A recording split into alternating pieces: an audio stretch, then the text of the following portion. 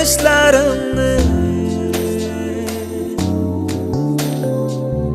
xiyal qo'shib xiyollarimga,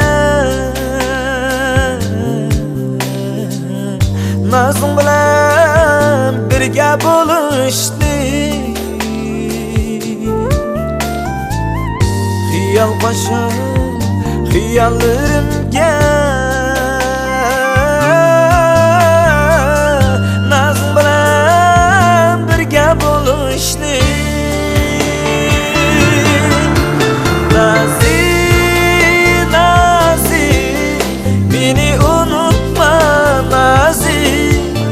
Her vakit sen için ölümdün razı.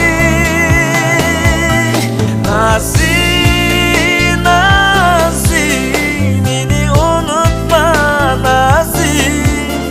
Sen için cennetni dileymen Nazi.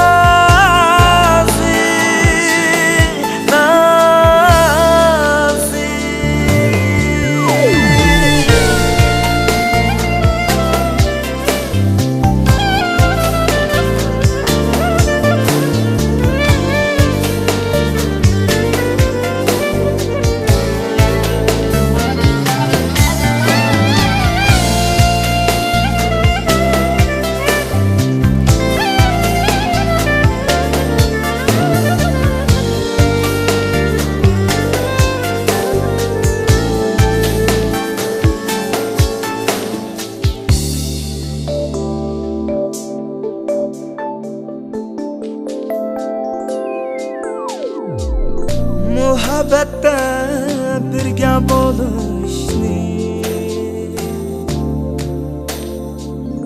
tushimdami birga bo'lishni, farzili yolg'on so'zlarni ortiq bilib qochib yurishni,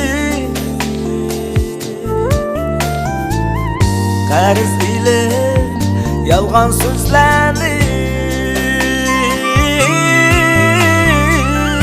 ortiq bilib qochib yurishni.